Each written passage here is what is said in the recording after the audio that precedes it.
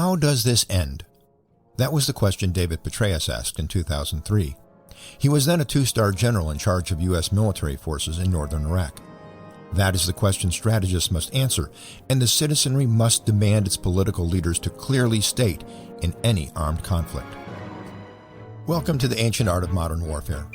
I'm Chris Mayer, retired U.S. Cavalry Colonel and former instructor of the U.S. Army's Command and General Staff College and the Naval War College. In these podcasts, I present information that I think every citizen should know when participating in debates about our nation's involvement in war, not quite war, and ending war.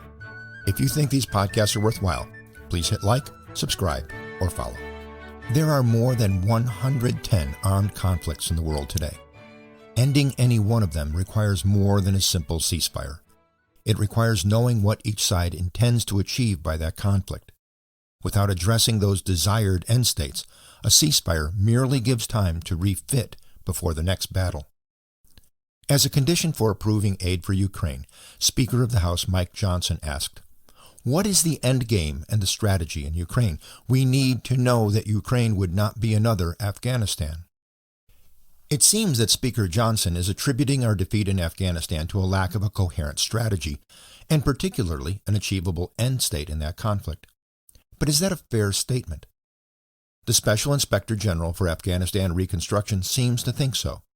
In its report, What We Need to Learn, Lessons from 20 Years of Afghan Reconstruction, the very first lesson is, quote, "The U.S. government continuously struggled to develop and implement a coherent strategy for what it hoped to achieve," unquote. This is backed up with a quote from Lieutenant General Douglas Lute, then of the National Security Council, who said, "We were devoid of a fundamental understanding of Afghanistan. We didn't know what we were doing." To avoid repeating mistakes, it does seem fair and reasonable to ask, how does the war in Ukraine end, and how do we get there? Then we can determine what resources we can provide to do that. So, what is the end state in Ukraine? Of course, there are two competing desired end states, that of Russia and that of Ukraine. Putin has been consistent in his statements of that end state. These are denazification, demilitarization, and a neutral status of Ukraine. But what does this mean in practice? Certainly it means regime change in Kiev, making it a satellite state of Russia. But also consider that Russia has declared that about 20% of Ukraine is now annexed to Russia. That implies much more than demilitarization and a neutral status. This likely means, as was the case for France in World War I, a much more extensive end state than what Putin wants to say. In part, probably, just as it was for France, to justify the cost of the war. At the same time, Russia does not seem to have the capacity to subdue and pacify all of Ukraine.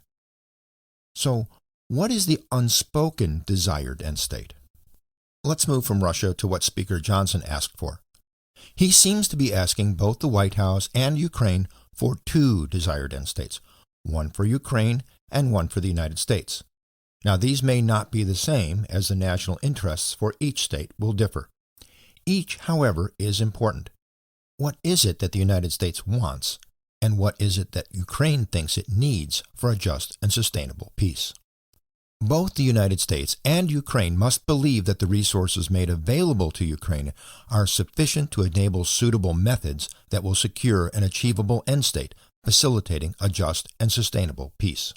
Of course, that achievable end state may change with changing circumstances, but as I used to tell my officers, if you don't have a plan, you don't have anything to deviate from. The most important end state for Ukraine is for Russia to abandon its desired end state. But is that achievable? At what point will Russia decide that the cost of achieving its desired end state exceeds its value? At what point will Russia decide that continuing the war is worse than abandoning that desired end state? Does that Ukrainian desired end state require regime change in Moscow? If so, is an end state that depends on that achievable in our own risk or cost-benefit analysis? I think this is what Speaker Johnson is asking for. Now let's move from Ukraine to another ongoing conflict, Israel. Hamas's declared desired end state is clear, from the river to the sea. We should take them at their word and accept that this is their ultimate goal, the eradication of Israel. At the same time, we should recognize that this is unrealistic, at least in the near term. Hamas's leadership may be imprudent, but we should not assume that it is stupid. What then might be Hamas's intended end state or outcome for this conflict? What did they intend to achieve with the attacks on October 7, 2023? Knowing that is important for any sort of conflict termination that does not include the complete destruction of Hamas, which of course would be unacceptable to Hamas. This is similarly true for Israel. Israel knows Hamas's desired end state. Israel also knows that any ceasefire is only a respite until the next phase in Hamas's attempt to achieve its desired end state. Israel's desired end state is the continued existence of Israel as the homeland of the Jewish people, safe from external threats to its existence and the well-being of its people. The challenge is to identify an achievable end state that ends the immediate threat Hamas poses to the lives of the citizens of Israel and is not merely an opportunity for Hamas to recover, regroup, re-equip, and renew the violence at a time or place of its choosing. As a last case study, let's look at the related U.S. and coalition efforts to secure freedom of navigation from attacks by Iranian-supported Houthis operating in Yemen. This one is a little different. We assume that the end state is to end violence directed against shipping in the Red and Arabian Seas. But could it be something else? Do the actions, that is, the resources and methods in use by the United States, the United Kingdom, and others, seem logical to achieving that end? Could these countries have a different end state in mind? Or maybe it's just confusion and disagreement about any defined end state. In each of these cases, the selected end state will define the resources needed and the method of using those resources. If the necessary resources are not available, then methods must change or a different end state must be chosen. In each case, the achievable end state and the desired end state may not be the same. Without a drastic change in national policy or culture, the desired end state is enduring. Achievable end states might be thought of as stepping stones or waypoints on the path to that desired end state. Achievable end states are not the same, however, as military objectives.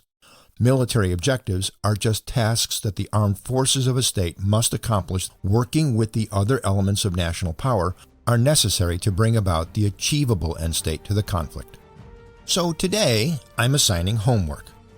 Choose one or more of the case studies I described in this episode. Put yourself in the place of the chief strategist for that government. What would you define as both desired and achievable end states? Now, of course, this is not a graded assignment, and there are no right or wrong answers. It's an exercise for you to use in your own understanding of the ancient art of modern warfare.